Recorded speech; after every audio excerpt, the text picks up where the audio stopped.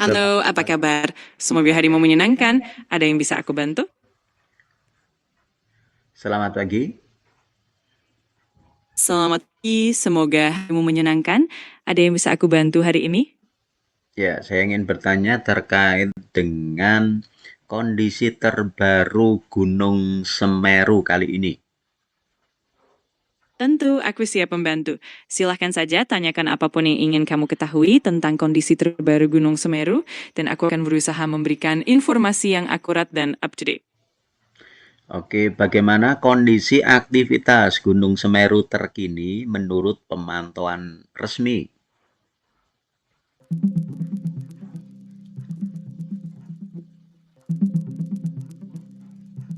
Berdasarkan pemantauan resmi, kondisi Gunung Semeru saat ini menunjukkan aktivitas yang cukup dinamis. Pada 1 Desember 2025, terjadi erupsi dengan kolom abu mencapai sekitar 900 meter dari puncak. Meskipun status aktivitasnya sudah diturunkan menjadi level 3 siaga pada 29 November, masyarakat tetap diimbau untuk waspada, terutama di sekitar aliran Besuk Kobokan. Otoritas terkait seperti BVMBG dan BNPB terus memantau dan memberikan informasi terkini sehingga masyarakat dan pendaki disarankan untuk selalu mengikuti arahan demi keselamatan bersama.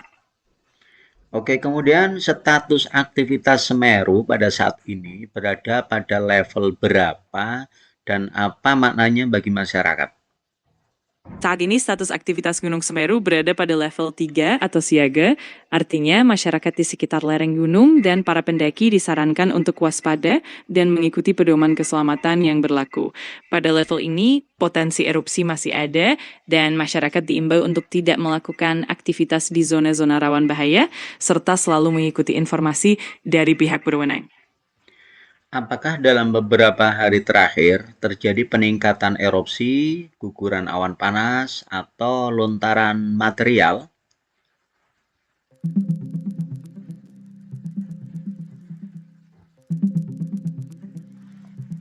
Ya, dalam beberapa hari terakhir, Gunung Semeru memang menunjukkan peningkatan aktivitas vulkanik. Pada 1 Desember 2025, tercatat 3 kali erupsi dengan kolom abu setinggi sekitar 900 meter. Selain itu, juga teramati aliran lava pijar, menandakan aktivitas magmatik yang cukup intens. Meskipun statusnya sudah level 3, siaga, masyarakat tetap diimbau untuk waspada dan menghindari area rawan, terutama di sekitar aliran bersukobokan. Ini menunjukkan bahwa Semeru masih dalam fase aktif dan memerlukan kewaspadaan ekstra. Kemudian bagaimana kondisi visual puncak Semeru? Apakah sering tertutup kabut atau sudah terlihat jelas?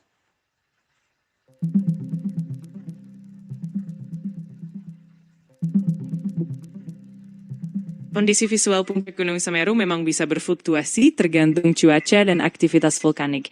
Dalam beberapa hari terakhir, puncak Semeru sering tertutup kabut tebal sehingga pandangan menjadi terhalang. Namun saat cuaca cerah, puncak gunung bisa terlihat dengan jelas.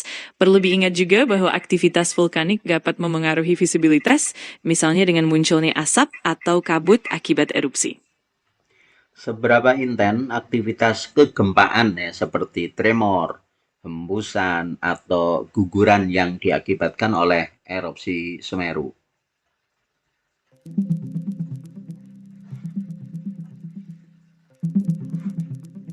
Aktivitas kegempaan Gunung Semeru saat ini cenderung menurun. Setelah erupsi besar pada 19 November 2025, frekuensi gempa letusan, guguran, dan hembusan memang sempat meningkat. Namun pada periode 26-27 November, jumlah gempa letusan dan guguran menurun secara signifikan.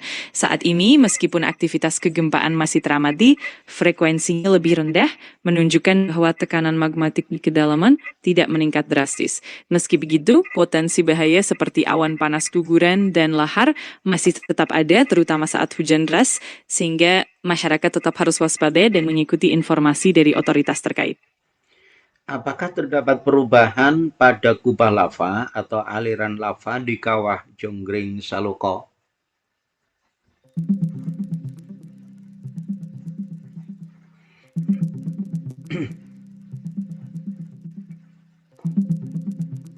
Kubah lava dan aliran lava di kawah Jonggring Saloko Gunung Semeru memang mengalami perubahan seiring aktivitas vulkanik.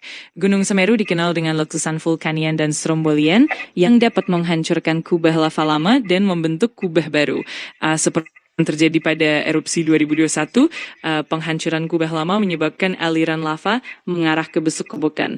Secara historis, kawah ini juga pernah mengalami perubahan besar seperti pada tahun 1973. Jadi, perubahan pada kubah dan aliran lava adalah hal yang wajar dan terus terjadi sehingga masyarakat dan pendaki tetap diimbau untuk selalu mengikuti informasi terbaru dan menjaga jarak aman. Oke, lanjutnya bagaimana kondisi jalur lahar hujan terutama saat intensitas hujan ini meningkat?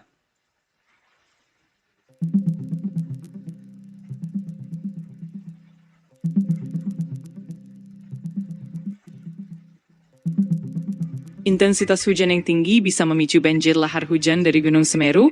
Misalnya pada November 2025, hujan deras menyebabkan banjir lahar yang mengalir hingga ke kawasan Gunung Sawur sehingga akses jalan terputus dan ratusan kepala keluarga sempat terisolir. Begitu pula pada akhir November, hujan deras juga berdampak pada desa-desa di sekitar lereng Semeru. Banjir lahar ini membawa material vulkanik yang dapat merusak infrastruktur, pertanian, dan pemukiman di sepanjang jalur aliran sungai. Oleh karena itu, masyarakat di sekitar lereng Semeru harus tetap waspada, terutama saat hujan deras, dan selalu mengikuti informasi dari BPBD dan BVMBG. Oke, daerah mana saja yang saat ini berada dalam zona rawan erupsi dan awan panas Semeru?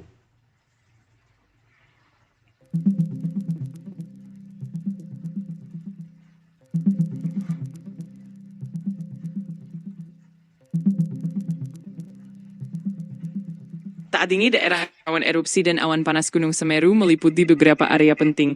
Pertama, sektor tenggara di sepanjang aliran besuk kobokan, di mana masyarakat diimbau untuk tidak beraktivitas dalam radius 20 km dari puncak.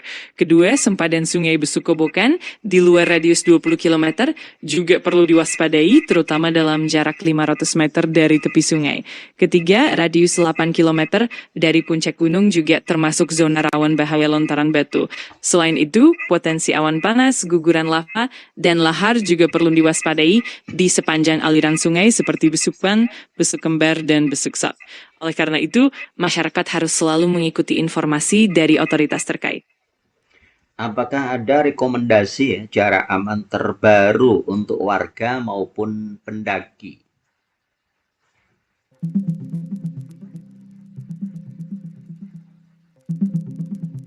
Saat ini, Gunung Semeru berada pada status level 4 awas yang berarti aktivitas vulkaniknya sangat tinggi dan berisiko.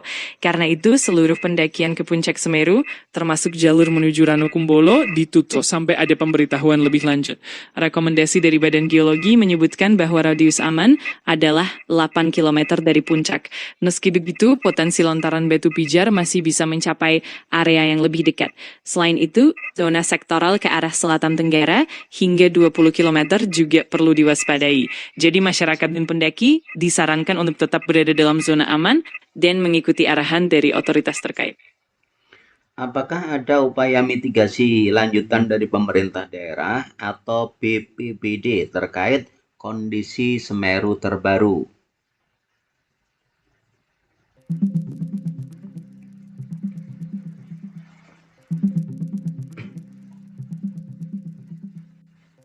Pemerintah daerah dan BPBD Kabupaten Lumajang telah melakukan berbagai upaya mitigasi terkait kondisi Gunung Semeru terbaru. Beberapa langkahnya meliputi relokasi warga terdampak ke lokasi yang lebih aman, pembangunan pusat pengungsian terpusat yang terintegrasi, peningkatan kesadaran masyarakat terhadap bahaya, serta distribusi bantuan logistik seperti makanan, selimut, dan tenda pengungsi. Selain itu, perbaikan infrastruktur yang rusak juga terus dilakukan. Semua langkah ini bertujuan untuk menjaga keselamatan dan kesejahteraan warga di sekitar Semeru. Apakah aktivitas ekonomi warga seperti pertanian dan peternakan terdampak juga oleh kondisi Gunung Semeru?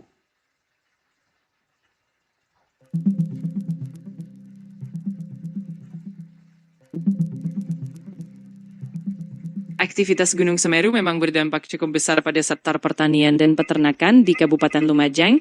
Sebanyak 105 hektar lahan pertanian rusak akibat awan panas, mengakibatkan gagal panen dan tanah tertimbun material vulkanik. Selain itu, peternakan juga terdampak dengan beberapa hewan ternak yang mati akibat abu vulkanik dan panas guguran. Pemerintah daerah pun telah menyalurkan bantuan pakan darurat untuk hewan ternak yang selamat dan mendukung pemulihan ekonomi warga. Kemudian bagaimana peran relawan dalam membantu pemantauan dan sosialisasi kondisi terbaru untuk Gunung Semeru?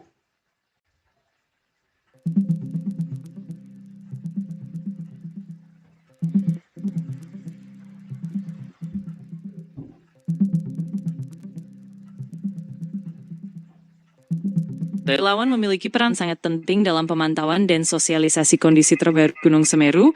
Mereka bekerja sama dengan otoritas untuk mengumpulkan data real time seperti erupsi dan gempa vulkanik, lalu menyebarkan lewat media sosial, radio lokal, dan posko pengungsian. Selain itu, relawan juga terlibat dalam edukasi kesiapsiagaan bencana seperti simulasi evakuasi dan penyebaran materi edukatif. Contohnya pada November 2025, Palang Merah Indonesia dan Universitas Nahdlatul Ulama Surabaya mengirimkan relawan untuk membantu korban terdampak, baik dalam layanan kesehatan maupun edukasi kesehatan. Dengan demikian, peran relawan sangat vital untuk memastikan informasi akurat sampai ke masyarakat, sehingga mereka dapat mengambil langkah-langkah yang diperlukan untuk melindungi diri. Oke, berapa perkiraan kerugian material dengan adanya erupsi Semeru kali ini?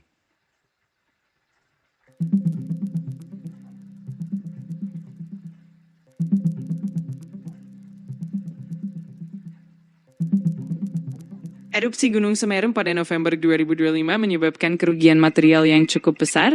Menurut BNPB, sekitar 204,63 hektar lahan pertanian rusak, ada 1 rumah warga yang rusak berat, serta beberapa fasilitas umum seperti sekolah, puskesmas, dan gardu PLN yang terdampak.